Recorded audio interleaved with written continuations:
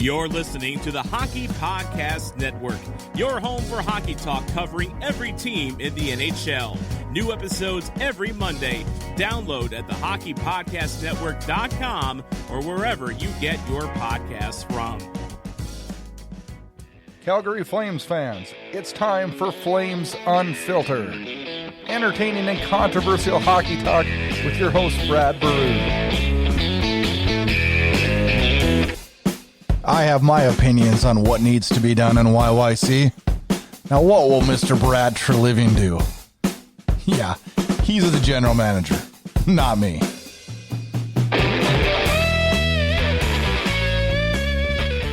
Good evening. Welcome to another edition of Flames Unfiltered, episode number 74, recording it on September 30th, 2020. Yeah, we're not recording on our normal day, and I apologize for that. And yeah, we waited till the Stanley Cup Finals got over. Tampa Bay hoists the cup. That was exciting to see. I found myself, I don't know why, cheering for Dallas every once in a while. And then I remembered that Corey Perry played for Dallas. And quickly changed how I felt about that. And ended up being, really, really happy about how it ended up. It was good. It was entertaining. It was a lot of fun. It probably wasn't the most marquee matchup having Dallas in the Stanley Cup Finals, but ended up being pretty damn entertaining. And yeah, the bubble worked. 0 positives. Huge thanks to the NHL and their staff and the officials and all the players for the sacrifice. It was huge. It was great. It was great to have hockey back. I loved every minute of it. I was very, very, very impressed with the quality of play. I mean, these guys played their asses off, and it was amazing to watch, and they did it without fans. I miss hockey fans. I miss it a lot. I miss the stupid banging on the glass, acting like morons. Yeah, Anaheim, you know who your fans are. I never thought I'd say that, but I miss it. I miss just the atmosphere of the arenas. And I pray that we can start up the season, and I pray that we can have fans back in the building. And this time of year, we're heading into October next week. We'd be starting the regular season off. And this is my favorite time of year, Fall is in the air. It smells like winter, or it smells like fall, I guess, or football or hockey, whatever you want to relate it to. But usually my favorite time of year. We're getting the season ready to drop the puck, and everybody's filled with anticipation, and everybody thinks their team's going to be the best team that year. And it's a little weird this year. And I think the most disappointing thing is we just don't know when we're going to get to start up, and that kind of sucks. But it is what it is. It is an interesting times in our world, and we're dealing with it the best we can. Well, the roster restructure is done. This is our 4th part of the roster restructure, and we'll go through that later on here in the show. And I did not take this lightly. I put a ton of time into this, and I put a ton of thought in. And yes, you might think some of my moves, my signings, or my trades, especially, the Gaudreau trade, I'm already getting heat on that one. You might think they're crazy, and you might think I'm losing my mind, but and maybe I am, but I love doing this. I love thinking about the Flames. I love thinking outside the box and what we can do to get this team on a long run. And I also learned that being a general manager of the National Hockey League is a damn hard job. You not only have to worry about building depth, but you got to figure it in the cap and how long you guys are going to have for, what line combos are going to be. And wow, do I have a player that can kill penalties? I need to have one of those on my roster too. And there's just a ton to think about. And it was a long 4-part series. I enjoyed doing it. And I learned a ton about this team doing it too, because you have to think so much more detailed than you'd think you would have to. We're to 74. Episode 74 of Flames Unfiltered. And finally finalized that roster. On this episode, we're going to talk about that, and we'll talk about the current Flames roster and just discuss the nuts and bolts of what I think we need to see change in Calgary this offseason. And then we'll bring on a good buddy of mine to the show, Blake Friars. I do the Debate Hockey podcast with him. He's going to come on to the show and talk about a recent poll on TSN that ranked the Canadian teams. Yeah, Calgary Flames fans saw it, and we were pissed. We'll get his take, see how the Canucks look, see how the Flames look. He'll talk a little bit about what he thinks the Canadian teams need to do to get over that hump and raise Lord Stanley, and he'll tell you who he thinks has the best chance at that. And then we will move into some Flames news, a kind of abbreviated version of Flames news, and we'll wrap with a Facebook poll on the ownership group of the Flames, and will they allow Brad Treliving to spend to the cap ceiling? I don't know. Sounds like an easy question, but maybe it's not so easy. It's time for another edition of Flames Unfiltered. It's time to get your fill of Calgary Flames talk. This is the Hockey Podcast Network, your home for hockey talk on every team in the NHL.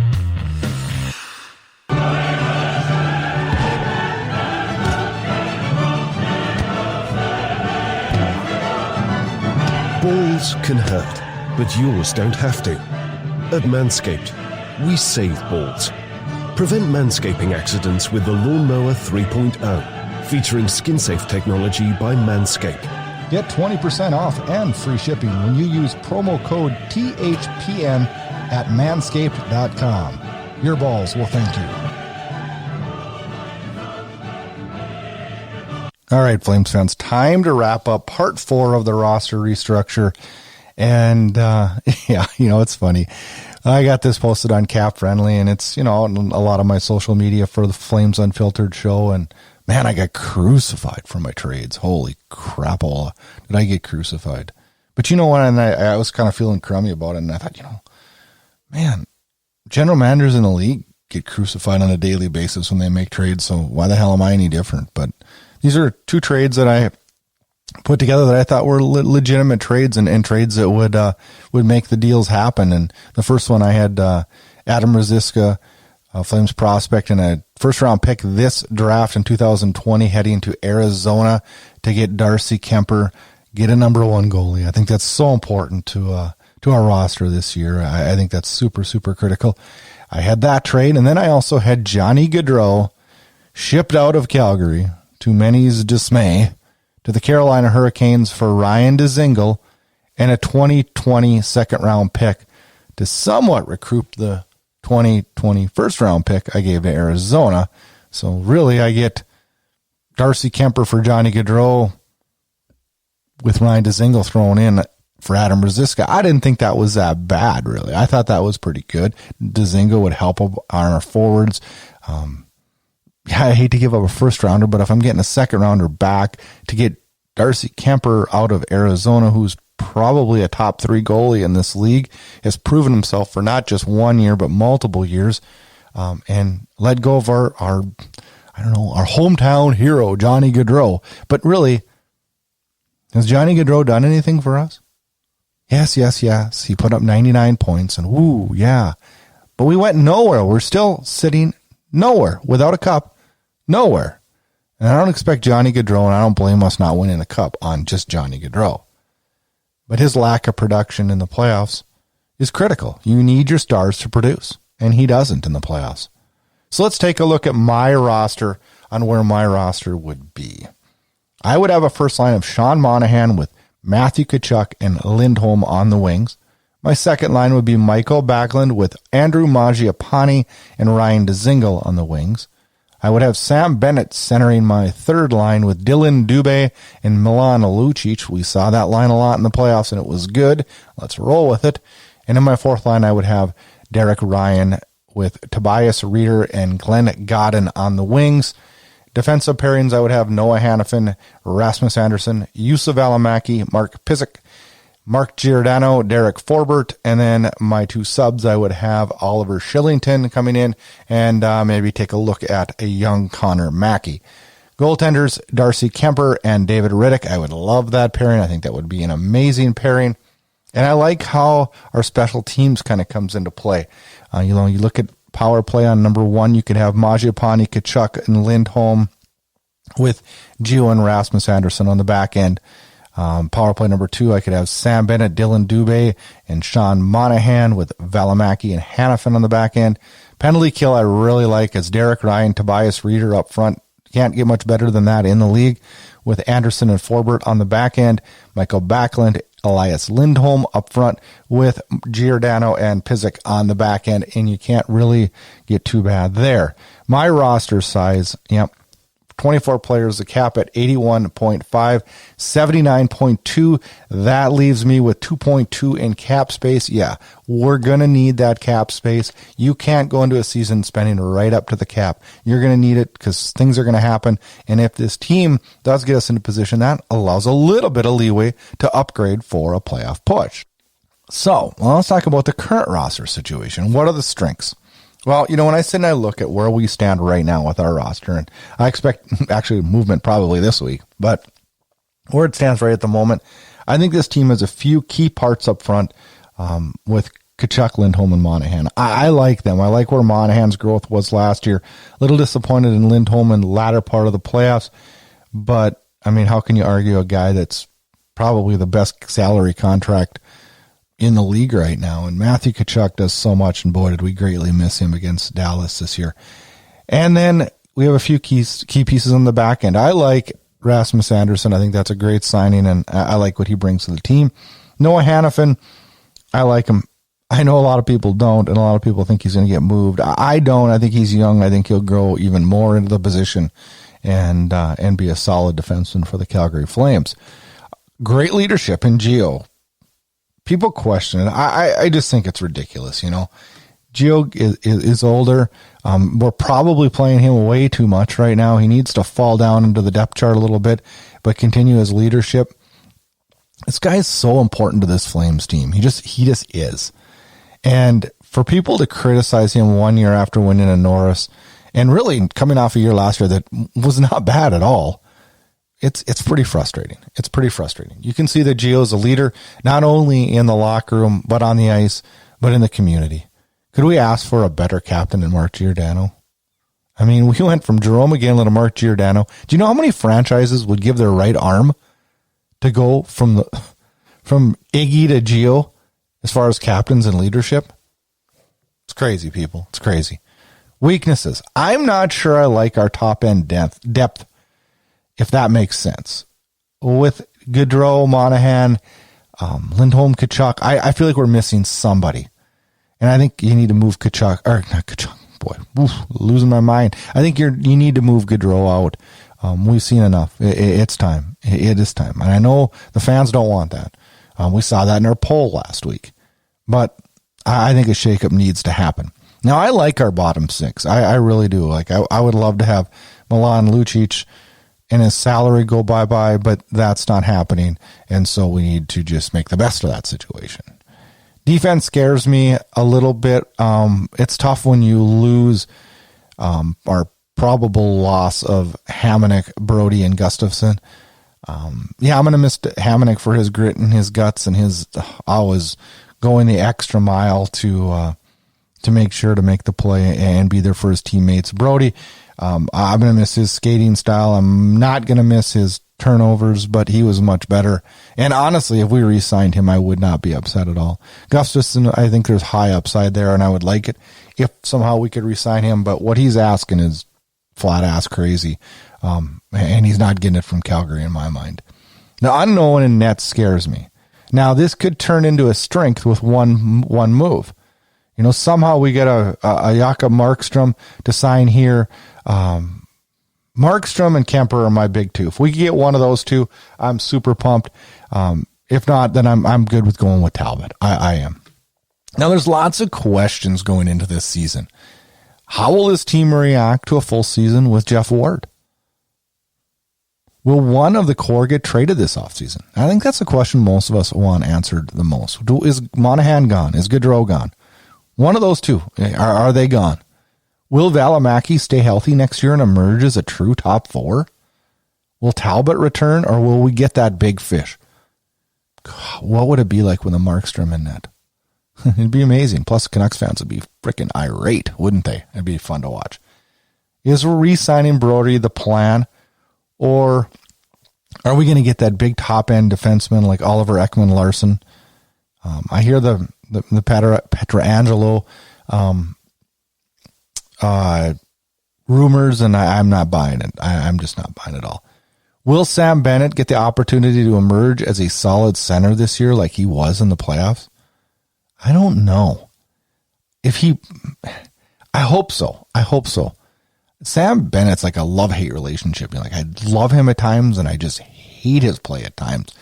I loved him in the playoffs, and if he could carry that over to the regular season at 80%, and I'd be happy. I'd be extremely happy. Are we better as a team this season? I don't think so at this point. But the thing we have going for us in Calgary is that our general manager is aggressive. We've seen it before, and hopefully we'll see it again this offseason. This is an offseason that'll be, and people say, well, this all the time, well, this is a critical offseason for this franchise and the history of this franchise. Yeah, that you get those off seasons, but this really seems to be that in Calgary. We've given 2 years of playoffs to the core group, and they've underperformed. We have 4 defensemen that are UFAs. Where do we go there? We have a starting goaltender that's a UFA. We had a guy that we thought was going to be our starting goaltender prove us 2 years in a row that he couldn't perform in the key moments. There's a lot to be determined. There could be a ton of turnover on this roster. I'm excited for this offseason. I think it's going to be amazing. This is the Hockey Podcast Network, your home for hockey talk on every team in the NHL. Joining Flames Unfiltered now, he's been on the show before. He is my co-host on the Debate Hockey Podcast. It is Blake Friars. He is a Canucks fan. Yeah, I'm sorry, Flames fans, but he is on the show. And the reason I brought him on the show is TSN came out with a poll last week. And originally when I saw it, I just thought this is just a stupid poll. But I started thinking about it a little bit more, and I kind of actually got pissed off about it. And I'll read off the poll and what it is. But TSN put it out, and it was a fan poll on which team will end Canada's Cup drought. The number one team with 31% of the votes was the Vancouver Canucks. Number 2 was the Montreal Canadiens at 19%. 18% was the Edmonton Oilers in third. In fourth was the Toronto Maple Leafs at 16%. In fifth was the Ottawa Senators at 6%. In seventh was the Winnipeg Jets at 6%. And yeah, our Calgary Flames, 4%, the lowest. So Canada thinks that Calgary is basically the worst of the 7 Canadian markets. Blake's team is considered the best. I don't know if that's Vancouver's crazy Twitter market voting for this. What do you think, Blake? I don't know. You know what? I think this is? What do you think this is, Blake? This is recency bias. You just saw Vancouver Canucks make a crazy magical run in the East playoffs, and the last 3 years, the Flames have fizzled out in the first round. I think that's what this came down to, and the fans don't really believe in the Calgary Flames because they haven't really showed anybody that they are capable of getting the job done in the postseason. We haven't seen a deep run. When is the last time they've made it to the third round? Like, was it 2004? Yeah. When's the last time Vancouver did?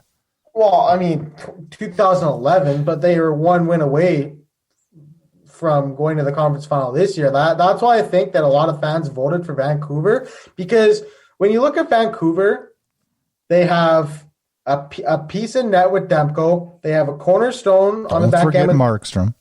Well, or Markstrom, but they have a cornerstone. They're set in goal. You have a cornerstone in Quinn Hughes in the back end, and you got multiple cornerstones up front. So I think that in terms of a core, I would argue maybe the Leafs have a better core than the Canucks in terms of young cores, but it's definitely near the top. When I look at this list, though, how is Ottawa ahead of Winnipeg and Calgary? That doesn't really make sense to me.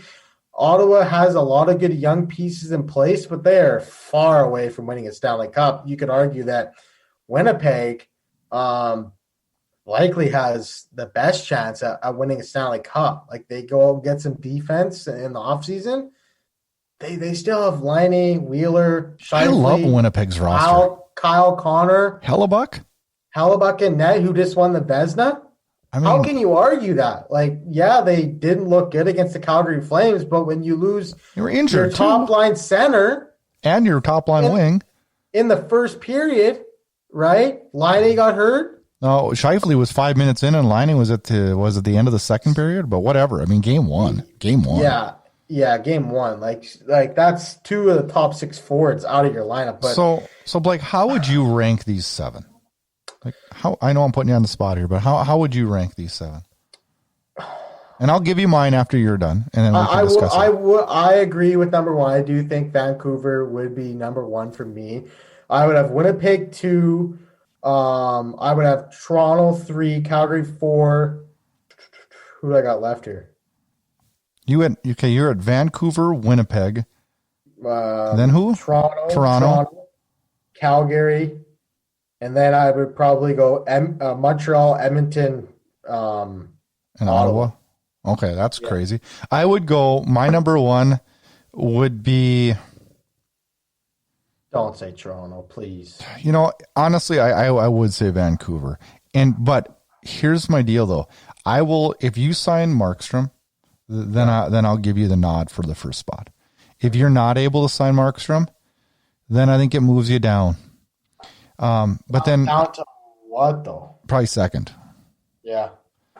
Who take top spot? Like who's number 2 for you? Toronto right now. I can't believe I'm saying that. And and Edmonton, if Edmonton gets a goalie and 1 defenseman, then they maybe bolt up to like if they go out and get but they need some depth forwards too. You can go out and sign a Braden Holtby and go out and get a top 4 defenseman, maybe like a Tyson Barrie, Ekman Larson. That's way too much cap. They wouldn't be able to. You can't have McDavid, Draisaitl, and Ekman Larson plus a goalie plus Toronto does it. Fill out your roster. Yeah, and look how Toronto's going to be. Like, they're cap strapped. They can't do anything. Like, you can't give all these players cap. Like, if Edmonton goes out and signs, they go out and get like a Braden Holtby and a Chris Tanev. Yeah. Like, that would be Chris Tanev would be a perfect fit in Edmonton. I can't believe I'm saying that as a Canucks fan. I would hate to see him go. I would probably say, if I had to rank them, Vancouver, Toronto, Winnipeg, Edmonton, Calgary, Montreal, and Ottawa. I think Montreal has way too many upfront problems to solve quickly. Yeah, but I mean, if they, like I said, if they go out and get like a Taylor Hall, because their back end, they improved their back end. They gave Carey Price a backup goalie and Jake Allen. He's going to get a lot of rest. You saw what Carey Price can do with a lot of rest. He's not going to be starting 70 games anymore. He's going to be starting 55, 60 games. Jake Allen's going to give him 25 games off, 20 to 25 for sure. So if they go out and add a top 6 forward, I wouldn't touch the back end. Their back end is fine. Like, they still got Shea Weber. They just locked up Petrie to a 4-year deal at a 6.25. I don't mind their back end. Their back end is great. They're going to be adding Alexander Romanov on the left side. Their back end is solid. They add a guy like Taylor Hall up there. I definitely think they need more though up front. They do. Yeah, but Taylor Hall would be a start. Oh, absolutely, absolutely. But when you look at Edmonton too, and I think Edmonton has some holes on the back end, and we talked about maybe they need a right-handed D-man for sure. We were visiting earlier tonight, and we talked about maybe a Nugent Hopkins for a Dumba trade to Minnesota, and what that would do to Edmonton, solidifying their back end. And if you could somehow figure out a way to build some some core pieces in the bottom 6 on Edmonton to help the McDavid Draisaitl situation. I don't know that Edmonton's that far off, but you know what really puzzles me about Edmonton is they still have yet to find anybody that clicks with McDavid. Is that crazy to say? Well, you can't say Zach Kassian. Because he's going to be a nightmare for them. I think Kailer Yamamoto's looked perfect with him. Absolutely. I agree with you there. He's been a perfect fit with there. I don't think you can load up and put Draisaitl with McDavid. I think you have to separate them to make the lineup deeper. and have them 1-2 down the middle, or I mean, right now they got Nugent Hopkins as the second line center, but if you do move him to get a defenseman, Draisaitl slides to the middle. They got to look at try to get rid of James Neal. I think that's a buyout. I think it is. I do. I think that'll be the only other buyout we have. I do. It could be. Could be. We had Lundqvist and Ryan, and I think that'll be the third and only one. But you know what? You add a Dumba and you add a Holtby, or you add a quality goal. They might get Markstrom for all we know. You add those guys back there, and they become a scarier team. But I just think that you have to have. You look at all the teams that have been successful in the National Hockey League in the last few years. They all have some stars, but they all have guys on entry-level contracts that are producing above their expectations.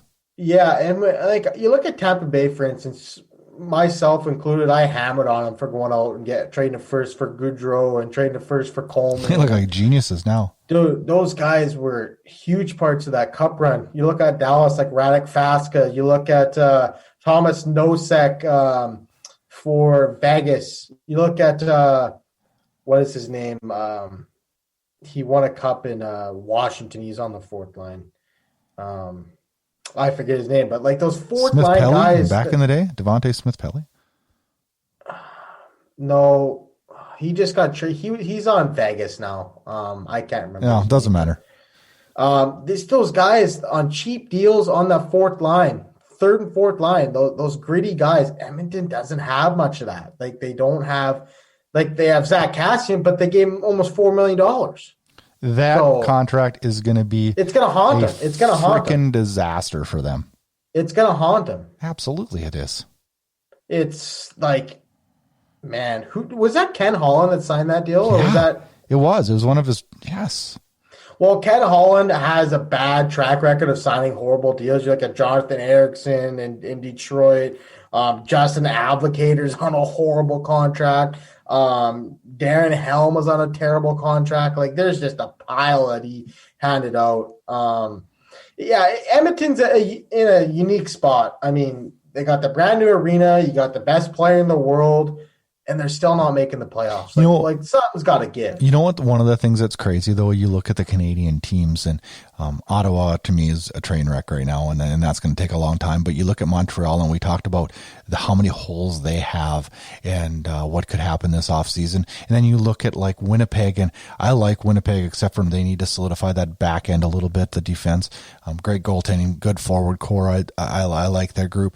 You look at Calgary, and they got so many UFAs in the back end, so many unanswered questions, and what are you going to do with the core? Have we seen enough? Are we giving up on them, or are we going to just pray that some freaking miraculous thing happens and this core starts producing in the playoffs, which I doubt will happen? But what do you there's so many on it. You look at each team, and you look at Vancouver, and they're so cash strapped, and what are they going to do with their goaltender? And like, oh my gosh, there is so many. Every team in this Canadian, all seven of them, have so many unanswered questions that if we did this same conversation, let's say December 15th, before we pray to God a season starts, it could be totally different.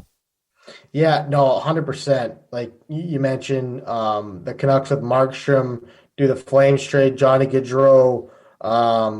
What does Edmonton do? Like there is so many. Like I'll come on this Flames Unfiltered podcast after. I already penciled you in. Oh, okay, yeah. So yeah, we'll talk about this, and maybe after the signings change, maybe this whole list changes. I don't know. Will, with maybe the exception of Ottawa. And I don't think Montreal's a quick fix. I think there could be quick fixes in Vancouver. I think there could be quick fixes in Calgary. I think there could be quick fixes in Winnipeg and Edmonton. Toronto, I don't know what to think about Toronto because they're so strapped cash-wise. What can they really do? They're just so talented, though. Like, it's just like they can get by with talent alone, but they don't work hard. They will not win in the playoffs. They won't. They're a regular season team. That's what the Leafs are. They're a regular season team, but they had the lowest hits in the playoffs. Yeah. But since this is a Calgary Flames podcast, like what? Where does Calgary go this offseason? Like I don't think I was a big proponent of trading Johnny Gaudreau, but like thinking about it now, I don't see him getting traded. I just don't. I don't think he will either. I'd love to see it though, because I have seen enough. I've seen enough. And now we wait till next year, and then we got to worry about, oh God, do we re-sign this guy? And if we re-sign him, what the hell do we give him? And then if we don't re-sign him, we're going to lose him for nothing. And we did that with Iginla, and that's bullshit. So what now is down. Now is the best time. I agree with Eric Francis on this. As much as it's going to suck maybe, but now is when we're going to get our value. And our value that we get isn't going to be that high. It's going to be, it might be like a couple picks and a prospect. Like it. You want to hear, like, you probably haven't heard this, but here's my trade I proposed in my roster restructure for the Flames. I went through and did a complete roster restructure. This is the final episode of that. My trade for Johnny Gaudreau was sending him to Carolina for Ryan Dzingel and a second-round pick. Because I think that's a return you're going to get. I would trade him to Philadelphia for Morgan Frost. They're not going to give up Morgan Frost. Morgan Frost and a third-round pick. That's even riskier, but I don't dislike that. I think that Philly needs to. We talked about this on the debate a couple weeks ago. Philly needs to shake it up, and that might be a trade that they do. Because, you mentioned a Gostisbehere coming to Calgary too. Yeah, I did mention a Gostisbehere coming to Calgary. I mean, the guy scored 60 points just 2 years ago. Like, this guy just doesn't just not know how to play hockey anymore. He's still a good D-man. He's just stuck in AV's doghouse in Philadelphia. And I think he would be a perfect fit. You told me last week that Gustafsson asked him for $6 million. Yeah. He can take that and shove it up his ass. Because he's not getting $6 million. Or mid-5. They'll gladly say, here you go. You can go ask for that. He's not getting that. He's not even negotiating in Calgary right now, from what I'm hearing through the people. He's not even negotiating in Calgary at the moment. So when you look at Calgary's back end, okay, it's a lot of unanswered. You got Giordano and Noah Hannafin on the left side. You got Rasmus Andersson on the right side. That's it. Who else? They're all free agents. Like, Hamonic, I don't see TJ Brody coming back. I don't see Brody coming back. I think you sign Forbert. I would sign Forbert too. I think you'll get and maybe a guy like Oscar Fanberg. I like Oscar Fanberg. I liked him in Vancouver a lot. He makes smart plays. He's not the fastest guy. He's physical, and he gets the job done. Maybe Calgary brings him on a cheap trade. He did play in Calgary before, right? He did, yeah. I also think this is a make or break year for Oliver Shillington. A young, good skater, makes some questionable decisions. We forgot Valimaki. Yeah, Valimaki's going to be nice. He'll be on the left-hand side. Yep. So you got 4 D-man coming back, so you're going to need to add at least one right-handed defenseman. And we also have a Connor Mackey, and I don't know how much you know about Connor Mackey, but he's an off-season NCAA signing. What looked really, really good in our July training camp that we had, and I know that's a pipe dream to think that he'd be an everyday NHLer next year, and I don't necessarily think that, but I think he has the potential to be in the near future. So he's a bright spot that you look at there, but we definitely need to either, re-sign one of our existing UFAs or go out above and beyond Forbert. I think we need to get him, but I think we need to, either sign a Brody or go get somebody comparable.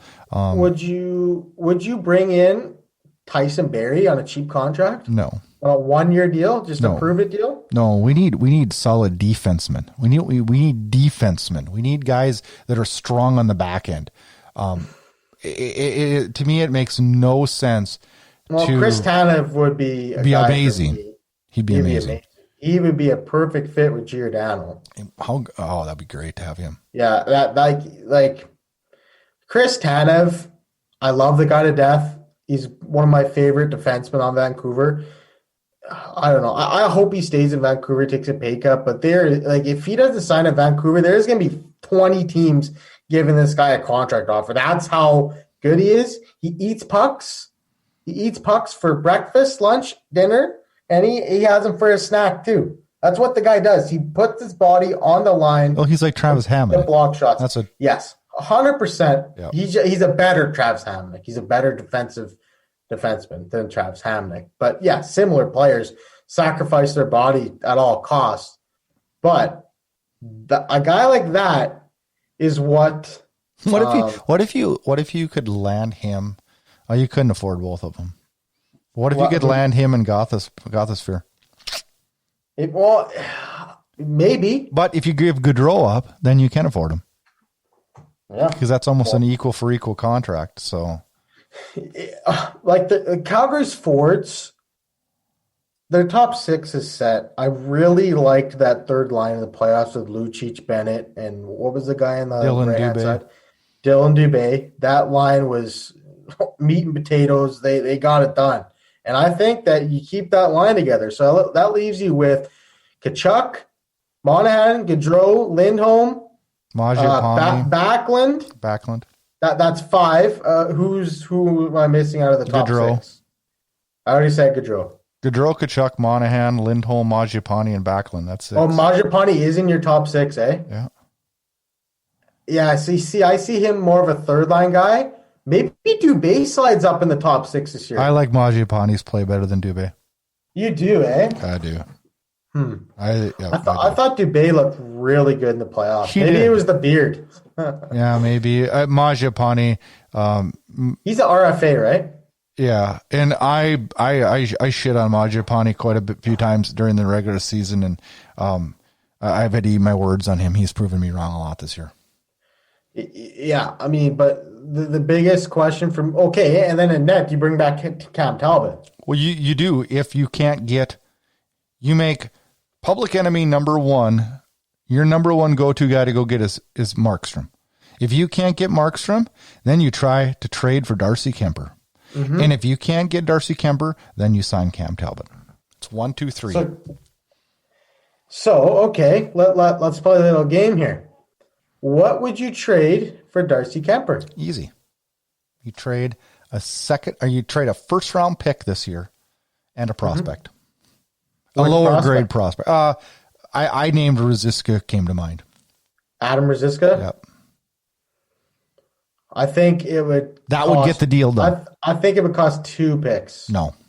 Yeah. No one's given them 2. They have to shed him. They have to get rid of him. They've already signed 2 goalies.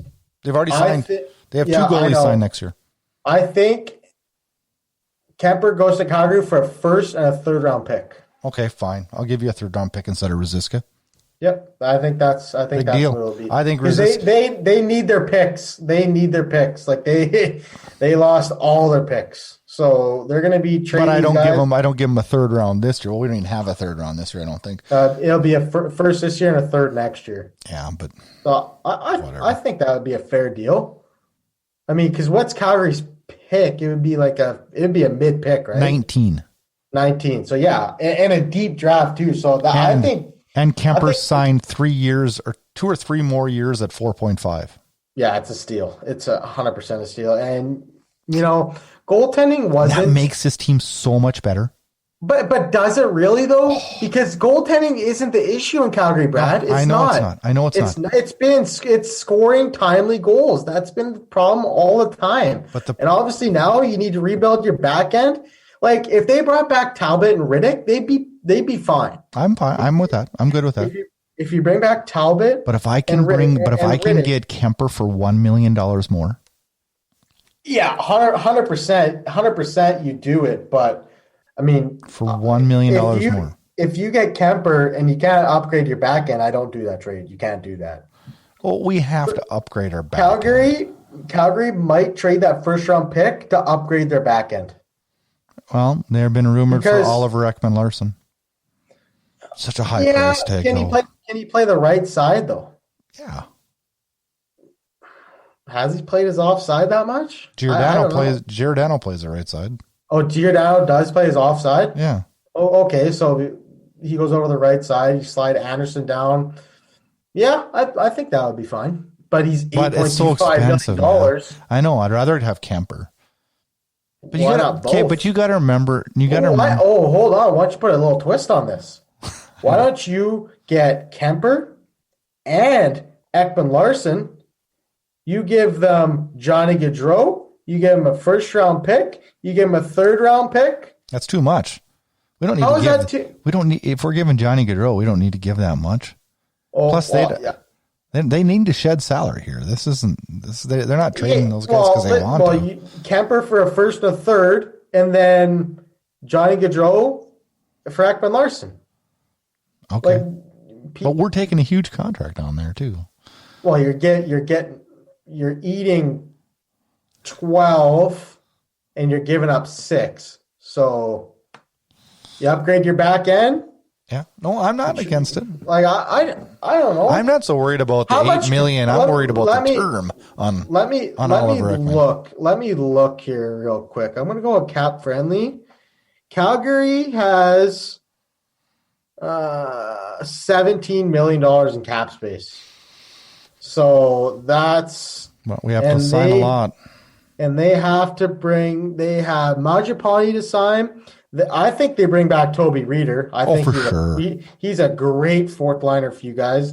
What Ronaldo? Nope. Maybe. No. Mark Janikowski, see you later. Have a nice day. Travis Hamonic, see you later. Forbrat, I'd bring back. Michael Stone, see you later. Gustafson, see you later. Oliver Shillington, they'll bring back on a 2-way contract. TJ Brody, I say see you later. So that leaves you got to sign about 4 guys with 17 plus Cam Talbot. If you bring him back, that's 5 guys with $17 million.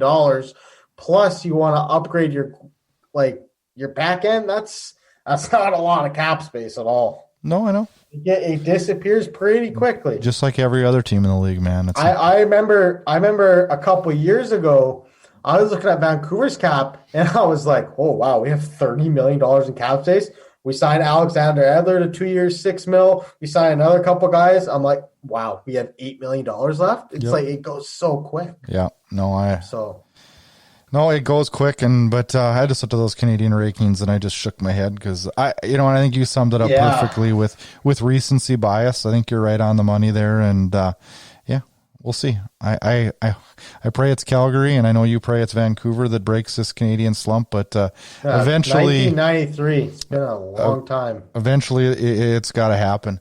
Thanks for joining the show, Blake. You can check Blake and I out on the Debate Hockey podcast. You can check that out on Apple Podcasts, any podcast. We're on all of them. And you can check it out on Inside Edge Hockey News. You can also check Blake out. If you're a baseball guy, check out his podcast called Chasing 2.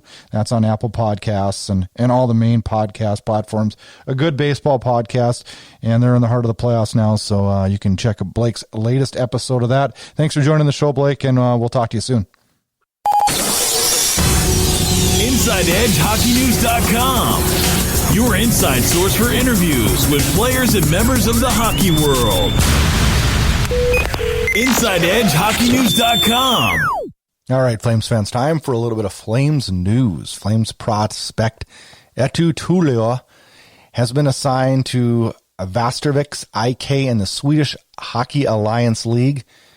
Tuulola, a forward selected in the 6th round of the 2016 draft. These are the prospects that we need to start seeing come to fruition in Calgary. Everybody, I've been really critical of our depth in our prospects. I think it needs to improve. And it can start next week as not this week, coming up the following week. We head into the NHL draft. We will preview that on the next episode, along with free agency and the plethora of moves that could happen. And I can't wait for that. Boy, that's going to be a lot of fun. Another topic I wanted to talk about was, does physical play equal success?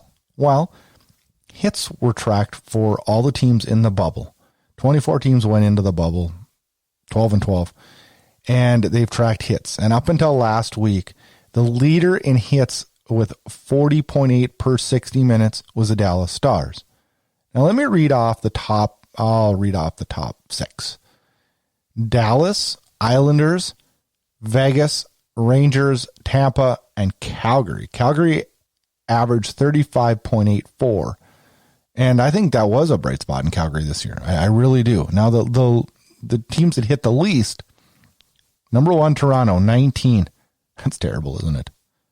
Nashville, 22.98. Columbus, 23.18. Chicago, 24.45. Pittsburgh, 26.52. Arizona, 27.28. And Edmonton, 28.75. That is the final 7, and they all went out immediately. That tells me something. And if you look at the top, I mean, Dallas are still running to win a cup. You know, Vegas went on a long run. The Islanders went on a long run. Now, the Rangers did go out right away. They'd be the exception, and Calgary went out right away. Well, actually, they got to Winnipeg, but, you know, the top 4 teams in the conference final teams were in the top 5 in physical teams. Our other general managers are going to see this and be like, we thought this league was going to more run and gun, but, you know, maybe it's not. Maybe this isn't a run and gun league or trending towards a run and gun league. I've always said that defense wins championships, and part of defense is being physical and taking your opponent off the puck. I think general managers need to be aware of this. This is a big thing. And I think and pray that Brad Treliving doesn't go out and get a bunch of slow goons, but we need some bigger wingers that can be, you know, a presence out there. We need guys with Jankowski's body that actually hit. Probably my one last Jankowski shot before he's history. I'm sorry. All right, let's roll on to our Facebook poll. Our friends at Flames Hub. I love those guys on that Facebook group. Great guys. And also on Calgary Flames fans. As I posed a poll last night, short poll, not a lot of time, but it was a quick and easy question. Do you think Calgary Flames ownership will allow Brad Treliving to spend to the salary cap this season? Now, a lot of people were like, well, wait a second. This is a dumb question. Why would we not? We always spend to the cap. Well, that's not true. We didn't years back, but we have in the recent times. Why would we not be allowed to? Well, I think there's a chance. Think about it. There's been salary cuts everywhere. Employees are suffering. Owners are suffering financially. These owners didn't get rich with their hockey team. They got rich because they're other business. And other businesses are suffering immensely during this pandemic. So their money's not coming in from their feeder that feeds their NHL team. Shoot, Arizona and Buffalo have already announced that they'll be far away from the cap. They're looking to shed salary left and right. Well, they didn't come right out and say that publicly, but they've been quietly announcing a salary sell-off. That's why we hear the names Ekman Larson. That's why we hear the names Darcy Kemper. That's why we hear the names Alexander Barkov. Can you believe that? We're hearing that name. Teams are shedding salary. They have to. Rasmus Ristolainen, we wouldn't be hearing that name in Buffalo if they weren't looking to shed money. You got to remember, hockey starts with its fans to generate revenue, and we haven't been playing with fans. And I can't imagine we start next season without fans. I can't imagine that we play without fans next year. I don't know when we'll start, to be honest with you. And that's not going to help ownership's money coming in. The results of this poll were exactly what I expected. 262 people polled. 85% of them said, well, yeah, we'll be selling to the cap. And 15% said, no, we won't. Now, I don't mean, leaving $2 million like I left just for a safety net for a trade deadline. That's, to me, the cap, spending to the cap. But I don't know. I originally didn't even consider it. But then I thought, this actually is a possibility that they don't spend to the cap. I think Flames ownership group will look at the roster that we have and say that it's time to spend to the cap. We're not rebuilding or anything. So I think we will get that in Calgary, which is a good thing. But I don't know. I think a lot of teams are going to take for granted that they are going to spend to the cap, and they're not going to. And it might even be some Canadian franchise. It might. It'll be interesting to see what happens. And man, I just hope we can get through this pandemic and finances can be okay. But I'll tell you what, I don't know how the National Hockey League and its owners aren't going to take a huge hit on this one. Get all your Flames Unfiltered podcasts, team news, team updates, and highlights at flamesunfiltered.com. All right, Flames fans, let's talk a little bit about next week's episode. And next week, we're going to start Season 2 of Flames Unfiltered. And we're going to start it off with talk about next year, and that is a preview of the draft and a preview of free agency. This offseason is going to be crazy, and man, oh man, I hope it's short, and I hope that we're dropping the puck in December, but I doubt it. It looks like maybe more January. Damn it, I hope it's not later than January. I want normal life. Enough is enough. We did what we had to do. We're staying safe, but okay. I'll quit my bitching and whining. Anyways, thanks for following Flames Unfiltered, listening to Flames Unfiltered every week, reaching out to me with your questions. I want fan input. I appreciate all the listens. Rate and review us on Apple Podcasts. And oh yeah, by the way, we're on Instagram now for whatever that's worth. See you next week, Flames fans.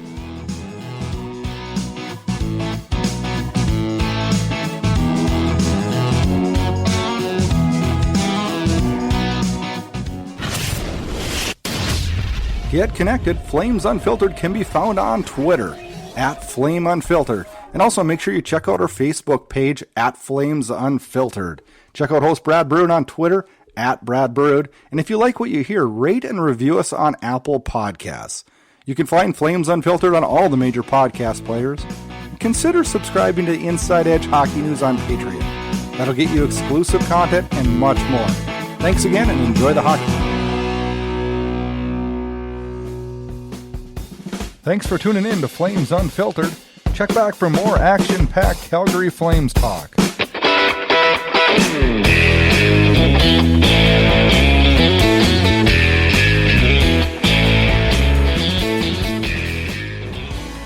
You're listening to the Hockey Podcast Network, your home for hockey talk covering every team in the NHL. New episodes every Monday.